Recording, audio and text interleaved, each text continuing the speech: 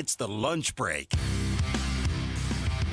11:03, Wednesday, February 5th, 2025, live on the KDUS AM 1060 app, the KDUS AM 1060 YouTube page, and always on KDUS AM 1060. Welcome into today's edition of the lunch break. Chris Schubert with you on what is going to be a very eventful day today, what feels like it's going to be a very eventful 26 hours as we barrel down closer and closer to the NBA trade deadline in the ultimate will they not? Will they make a big move? Will they sit it out? Will they trade Kevin Durant? Will they trade for Jimmy Butler? It is an ever-evolving cycle that changes by the minute. So let's start today's program by giving you the latest. Time for our top story of the day. It's the Daily Special. That's right. Today's Daily Special is pretty simple. There is an avalanche of information. I think it's the only way to describe what has transpired over the last 24 hours of this NBA trade deadline news cycle, and it works in chunks. And we've been through all of these chunks. Oh, Milwaukee might be interested in Bradley Beal. Oh, maybe Chicago could be a place for Bradley Beal. Oh, maybe the Suns will trade Kevin Durant. Oh, Luka Doncic gets traded. You see the chunks that we have been going through just within the last week. Well, the latest chunk is an avalanche. And it is an avalanche of information pointing in one specific direction. Perhaps maybe not the direction we thought the NBA trade deadline was going to go for the Phoenix Suns, but that direction is moving Kevin Durant. Yes, a recent story in The Athletic said Dallas has had dreams of adding Kevin Durant to Kyrie Irving and Anthony Davis. The Houston Rockets, while they've mainly had their eye on Devin Booker, they too could be interested in Kevin Durant. And an old friend emerges. Yes, the Golden State Warriors appear to be the team hottest in pursuit of Kevin Durant. And truthfully, everybody, this is an onion that the more you peel back the layers, there's more to this story. And we are going to try our best here on this show to not only set the table for you and give you the latest, but also unpack this. So we are starting the show today by just giving you the news as it currently stands, giving you the latest in these pursuits, and then we'll unpack what it means. Does it make sense? What should the Suns be doing? We will unpack all of that over the next 2 hours. But the noise has gotten louder and louder around the idea of the Suns moving Kevin Durant before tomorrow's trade deadline comes and goes when we get off the air on tomorrow's show. And the Warriors appear to be the team the closest to being linked to Kevin Durant. Yes, Houston's been involved. Yes, Dallas has been involved. But there has been caveats to both of those teams. The caveat to Dallas is they already made a big splash. They don't really have assets. They didn't get a ton. This is why you get more for Luka Doncic. So if this was your grand plan to go ahead and then swing for Kevin Durant and have KD, Kyrie, and Anthony Davis, that you have more assets to be able to call Phoenix and make a trade. So you don't, and so that's not really realistic. Houston, they've always had their eye on Devin Booker more so than Kevin Durant, and there appears to be a lot of wins coming out of Houston to say they're interested in maybe adding rotational pieces, depth pieces, seeing where this team gets them this year in the Western Conference playoffs, and then reevaluating in the summer. They don't feel a rush to go out and do something as they basically start their championship window. So there's caveats on Dallas. There's caveats on Houston. The one team where no caveat exists right now is Golden State. They look in the mirror and they see a team that is at a crossroads. They see a team that truly, if we're being the most optimistic we can be, have maybe one more chance at a championship. And so they are the team of all the teams we mentioned that are probably the most desperate. Dallas made their move not just to win a championship this year, but to hopefully have a short little window here of maybe the next 3 seasons where they can try to compete. Golden State, ask yourself, 3 years from now, 2028, are they going to be relevant? Are they going to be competing in the Western Conference playoffs at a high elite level? No. They have 1, maybe 2 years. Again, being the most optimistic I can be, you see maybe 1 or 2 more swings at the bat for Steph Curry, for Steve Kerr, and this iteration of the Golden State Warriors, which is why all roads lead back to the Bay Area.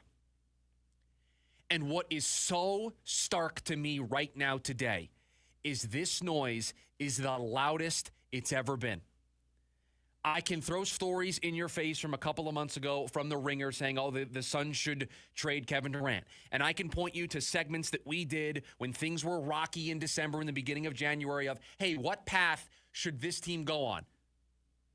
Those are columns and radio airwaves. That's not major decision makers inside the Phoenix Suns maybe changing their tune a little bit.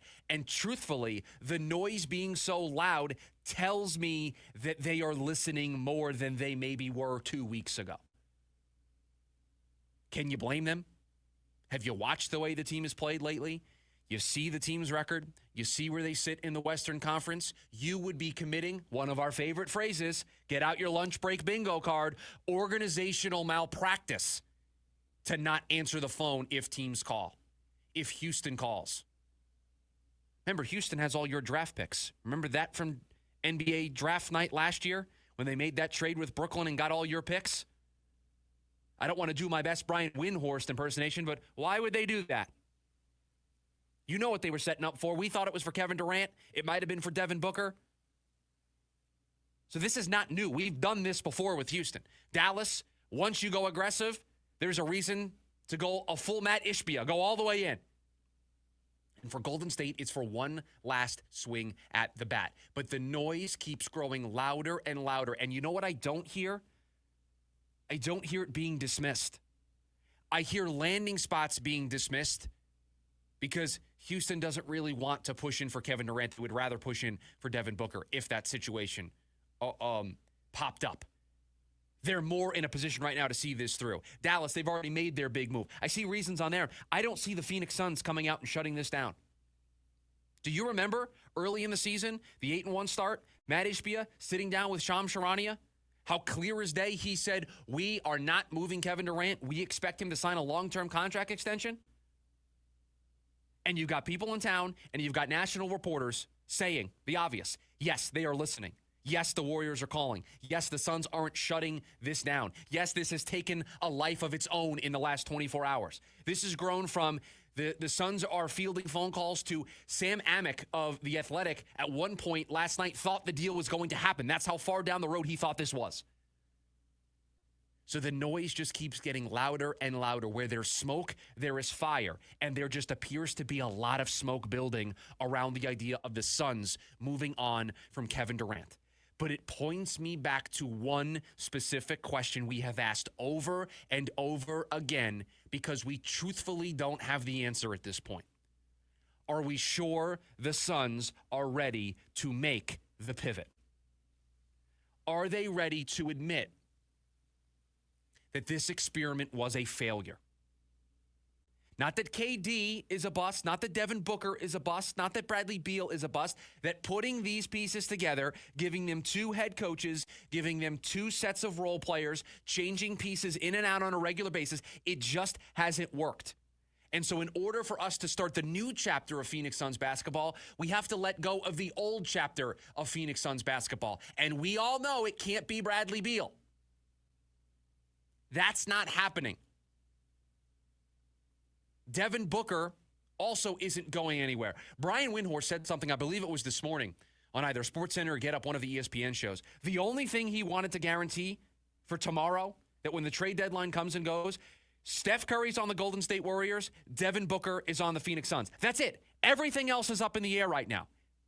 Devin Booker and Steph Curry are the only two things. It's like when you buy the fixer-upper house. You take everything that's not bolted to the floor down in your renovation. That's what Brian Windhorst is saying, that the foundation of the Phoenix Suns is Devin Booker. The foundation of Golden State right now is Steph Curry. Everything else, just picture frames hanging on the wall, TVs mounted, these ancillary pieces that could come and go. If it's not bolted to the ground, it's a potential to be shipped out the door.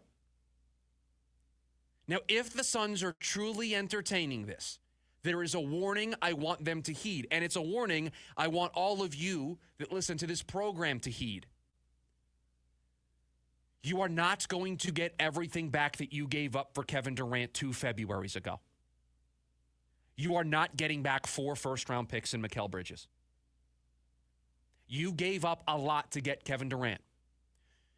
If you look at this through the prism of I have to get similar value back, you are never going to be happy in a trade proposal.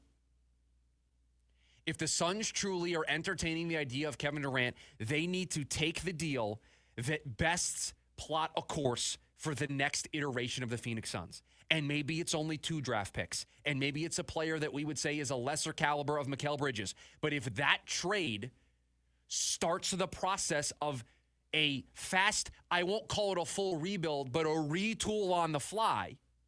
And I know I'm playing some word games there, but I do think there's a difference between a full-blown rebuild and sort of a retool. And if you go down the retool path, you can't shy away from a package by saying, well, this isn't what we gave up. It is 2 years later. Things are different. Values are different. Kevin Durant is 2 years older. We are not in February of 2023 anymore. It is February of 2025. You need to take the deal that best sets the Phoenix Suns up for the future. And if you get laughed at because it's less than you gave up for Kevin Durant the first go around, so be it. You need to make the right decision for the future of the Phoenix Suns, even if it comes at a lesser of a cost than what you gave up to get KD in the first place. Don't cut off your nose to spite your face. Take the deal that helps you best for the future. Don't be so difficult to say, well, we gave up 4 firsts and Mikal Bridges, so we have to get similar value back. Not happening. If that's the case, Kevin Durant will be here on Friday.